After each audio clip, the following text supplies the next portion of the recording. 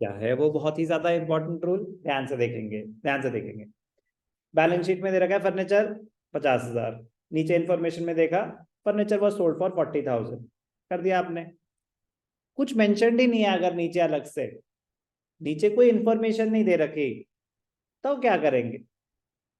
तो क्या करेंगे मतलब क्वेश्चन है, if there is no information regarding the amount realized from sale of a particular asset or the amount to be paid to a liability, क्योंकि मैंने क्या सिखाया आपको कि एसेट जब बेचेंगे पैसे आ रहे हैं तो कैश और बैंक टू रियलाइजेशन किस अमाउंट पे होगी, सेल वैल्यू जो क्वेश्चन बताएगा।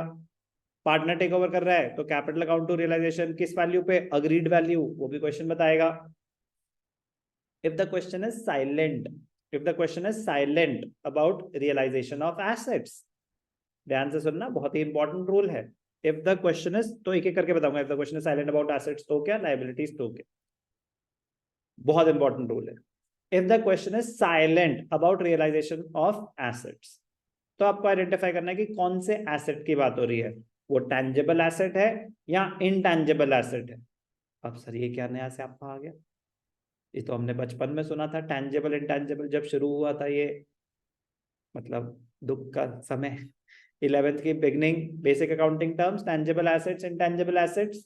तो tangible assets, assets which have a physical existence, intangible assets which do not have a physical existence. Intangible assets के example goodwill, trademarks, copyrights, patents.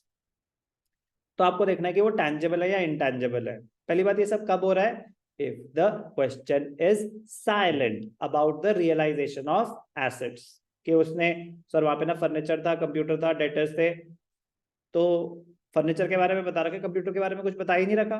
तो if the question is silent about treatment of realisation of computers, तो क्या computer is a tangible asset?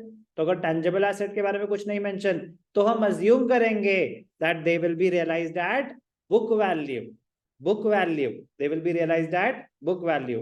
मतलब आपने computers 20,000 के दिखा रखे थे, अज्यूम करो कि 20,000 रुपए आए उनको बेच के, तो आप एंट्री पास कर देंगे कैश और bank to realisation. Tangible assets के लिए ये रूल है। Intangible assets, if nothing is specified, they will be realised at nil value. Nil value मतलब नहीं बिके वो, कह रहा बिजनेस बंद हो रहा है, तो हम अगर कुछ मेंशन नहीं है तो हम अज्यूम करेंगे आपके इनटैंजेबल एसेट्स की वैल्यू 0 है। क्लियर?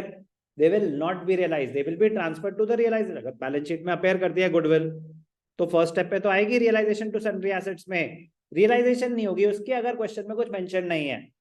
तो ऑटोमेटिकली क्या हुआ, डेबिट्स हुए, क्रेडिट्स नहीं हुए, तो उतना आपका लॉस हो गया ना। क्लियर?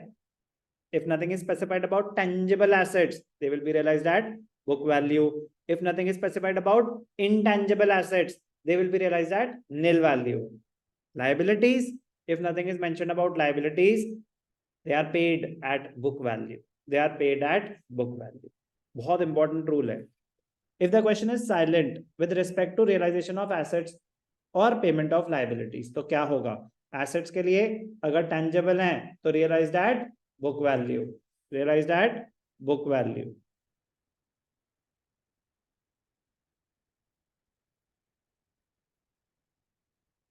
इसके लिए टेंजेबल एसेट्स के लिए, इनटेंजेबल एसेट्स के लिए निल वैल्यू। कोई भी डाउट? कोई भी doubt? Liabilities, they will be paid off at book value. Okay, very very important, very important. बता दिया, जो लिखा हुआ है वही सेम चीज।